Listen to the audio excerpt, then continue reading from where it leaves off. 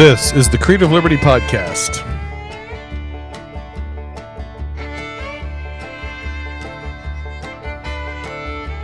Welcome back, everybody. Today, if you notice the title of this episode, we're going to talk Colorado politics for just a minute. It's going to be quick, so fasten up. Here we go. I just love that music. It's so chill. So you've heard the statement, the lesser of two evils. And a lot of times, I was talking to a good friend this weekend about voting for the lesser of two evils. Well, as a Christian, as a believer, I just don't subscribe to that kind of train of thought. Like if you're thinking if you have to vote for the lesser of two evils, then you're still voting for evil, right? When there comes a candidate that you look at and you think, well, I could vote for that person based on this criteria, their platform, and it wouldn't be the lesser of two evils, which leads us into us talking about a Colorado Senate race for one of our senators. Now, I don't always vote Republican. I was independent for a long time, libertarian. Now I'm back to Republican. I'd switched just because they've changed it since. I should probably go back and just change my voter registration. Anyway, so you couldn't vote if you weren't a party member or whatever. So I was like, I'll just vote Republican, change it to Republican. Because as an independent, I couldn't vote in the Republican primary. They've since changed it. I can go back to being an independent or libertarian, or I just wished it would say Christian on there. But anyway. So just out of the gate, here in Colorado, Joe O'Dea is running for Senate, and he's the Republican. He's the conservative. He may or may not win. We don't know.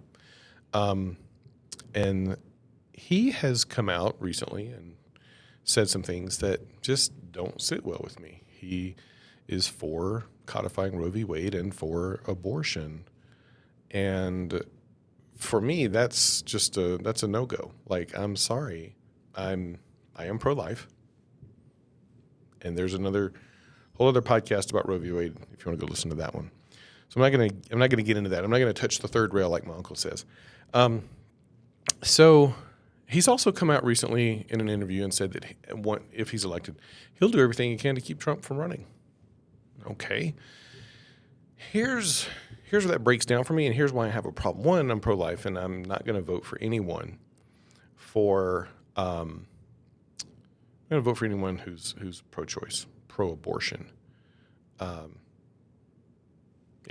I'll leave it at that. I don't care if it's a Republican. I don't care if it's a friend, a relative. It doesn't matter. I'm not going to vote for you.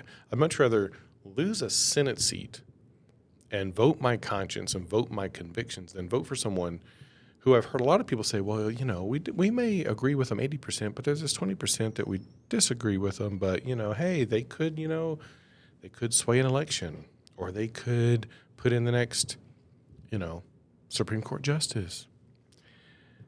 No, that 20% when it comes down to having abortion on demand or late-term abortion, no, it's a 20%. I'm going to die on that hill, period. So I'm not going to do that. If I get elected and I go to Washington, I'm going to do everything I can to keep Trump from running. This has nothing to do with Trump. It doesn't even have anything to do with Biden. It doesn't have anything to do with the presidency. It is the fact that if we do elect someone to go to Washington on our behalf, your job is not to keep someone else from being the president, doing everything you can. What does that mean? So that's not why we're sending you to Washington. So if you're conservative, if you're a moderate Democrat who's looking at don't want to vote for the Democrat, don't want to vote for the Republican, may I introduce the Libertarian candidate? The Libertarian candidate, when I started looking at his platforms, it's not your typical Libertarian, say from the last time we had an election. May I introduce to you Brian Peotter. I might be saying his last name wrong, but Forgive me, Brian. I'm looking forward to voting for you. So about Brian, is one of the nation's up-and-coming advocates for liberty, an outspoken champion against oppression and government overreach. A son of the American Revolution, Brian is focused on standing up for life, liberty, and the pursuit of happiness. The first and most important of which is life. Now, I'm not going to read everything in his platform. He's got it front page, bam, there it is. Abortion, he's not for it. Adoption, the adoption system is pretty much broken in this country, but he addresses adoption and talks about that, which, as someone who has adopted, I'm all for that. He's for ending the war in Ukraine. He is for freedom from the federal mandates and emergency powers. When has that ever been? Oh, yeah, recently. Inflation, he's against inflation. He is also for election integrity. He is for gun rights, so the Second Amendment. He might be for human sexuality, but he addresses human sexuality, and he just talks about the government should not be involved in funding gender transition surgeries or providing funds to educate employees on sexuality. I agree. Immigration. He is for a peaceful individual coming to this country legally. He's not for flooding our borders. That's an invasion. And so go to his website. It's POETTER.com. I'll put all this in the descriptions below. But Brian Peotter, his family man, looks like he's got 3 kids. I've watched a couple of interviews with him, and I don't know if he's debated anybody yet. I don't think I've come across any of that, but I'm really impressed with the Libertarian candidate for Colorado. And so if you're trying to decide the lesser of 2 evils, may I introduce Brian Peotter? He's also a Christian, so there's a lot of information on his website. And you can contribute, you can join. I wished he had a T-shirt. I had a red cap on. You've seen it in some of my videos. And someone said, I thought that was a Trump hat for a minute. First of all, I'm thinking, so what if it was? I don't care. I mean, I'm a Gen Xer. I don't care. Anyway, but it wasn't. And I'm like, I don't give billionaires money for their merch. I'm not against wearing their merch or buying merch or anything like that, but I'm just not going to give billionaires money. But I would buy a T-shirt or a hat from, the underdog candidate sometimes. But anyway, I got enough hats and shirts. I don't need any more. But he's been endorsed. Let's look at his endorsements real quick. Walter E. Block, he's a PhD. Ron Hanks is a Colorado representative. He's endorsed Brian. The Libertarian Party Mises Caucus has endorsed him. He's got a tweet here from Donald Trump not endorsing him, but basically saying that Joe O'Dea is just another rhino, and that's not what we need in fighting for Coloradans. So anyway, that's it for today. That's all I want to say. I wanted to introduce you, my viewers, listeners, to Brian Peotter. Go check him out. That's who I'm voting for the Colorado Senate. And I might do a couple of these before the election. We've got election in about 14 days, a couple of weeks, midterm elections. And, everybody's like, it's a red wave, man. It's a red wave. The Republicans are really good about shooting themselves in the foot when it comes to winning elections, when it's handed to them on a silver platter for some reason. Yep.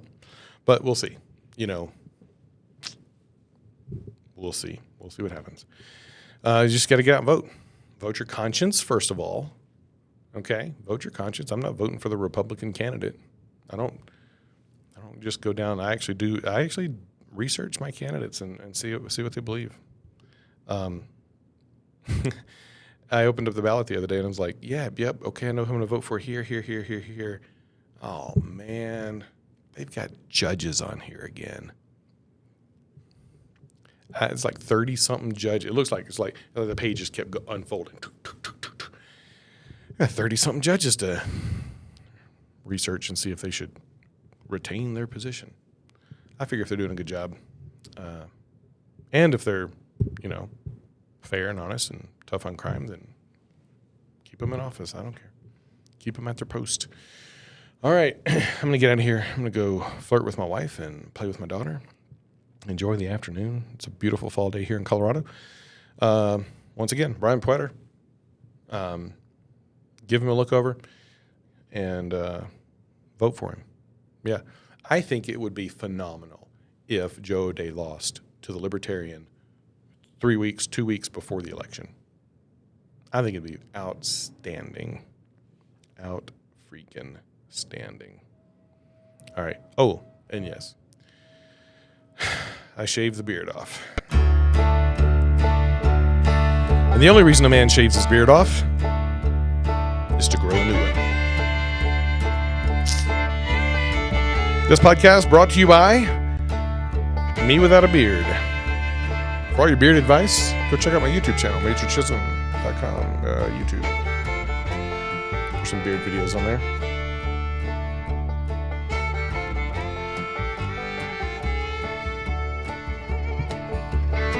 Until next time, thanks for being here. I'm really grateful you're here. Thank you. Thank you for listening. And I'll see you guys on the next one.